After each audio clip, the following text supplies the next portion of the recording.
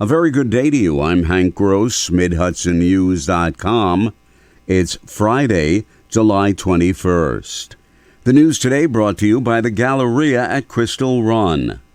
Some 30 counties in New York, including Orange, that have filed suit against the city of New York, claiming it has violated social services law by sending migrants to other municipalities, have been consolidated in a suit filed by the city of New York.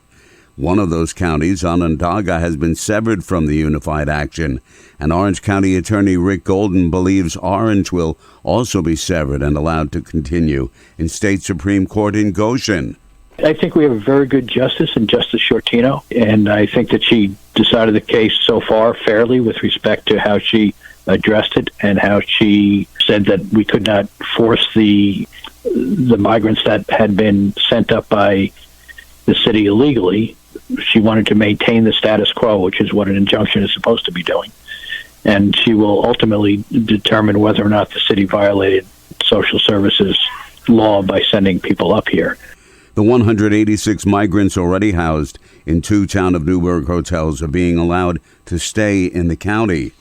The idea of developing the Orange County-owned Camp LaGuardia property in the towns of Chester and Blooming Grove into a county park has been discussed for months, and now it may move forward. County Executive Stephen Newhouse, who first proposed the plan for the long-dormant property, would like to start talks with the county legislature in earnest.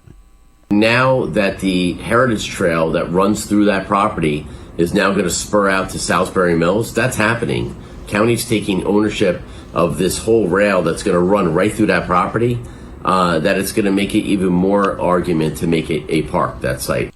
Newhouse said the new park will be of a magnitude similar to the county's Thomas Bull Park in Montgomery.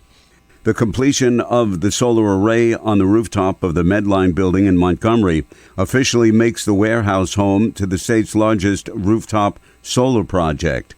According to company officials, the 7.2 megawatt solar array is helping to reduce energy costs for both the company and residents in the Mid-Hudson region. The community solar project, comprised of more than 17,000 panels, generates 8.5 million kilowatt hours of power annually, says Jim Burgess, Medline Director of Sustainability. That's enough to power about 1,600 homes. It's also enough to take off about 1,200 internal combustion engine cars each year from the roads. The project cost over $8 million and was built with nearly $5 million in private investment from the developer PowerFlex and over $3 million in project support through the New York Sun program, the state's initiative to advance the scale-up of solar. More news right after this. Find over 100 retailers allowing you to spend hours shopping safely at the Galleria at Crystal Run. Enjoy the big brands and the diverse selection of family-owned stores all in one location.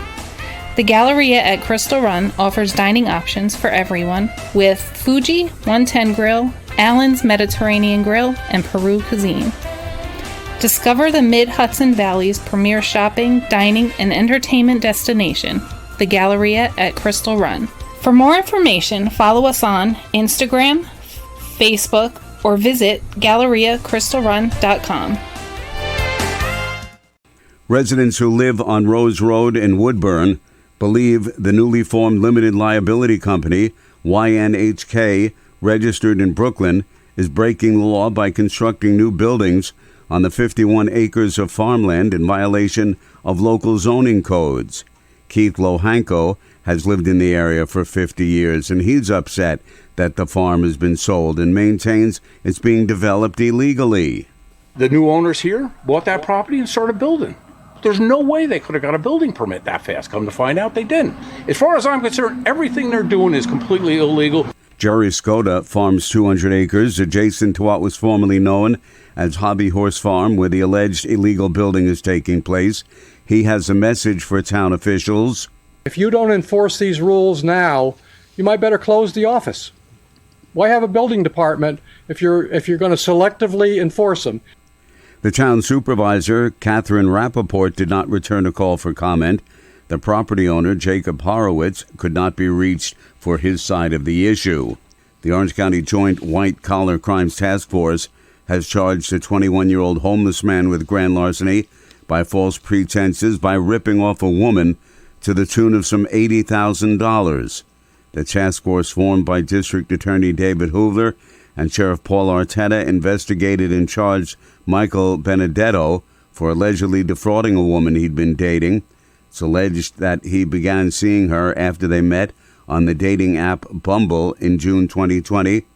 During that time, Benedetto told the victim he needed money for various reasons, including a sick dog, medical procedures, and moving costs due to a new home purchase.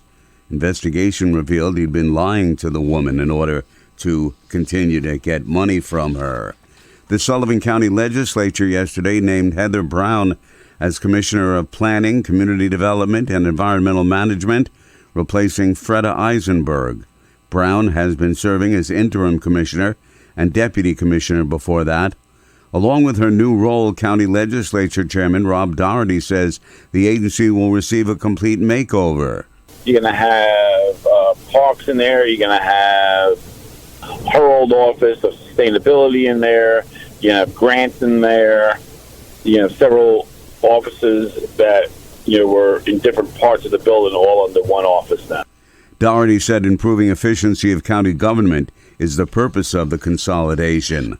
Stay updated with local news all day online at MidHudsonNews.com. I'm Hank Gross. The news today brought to you by the Galleria at Crystal Run.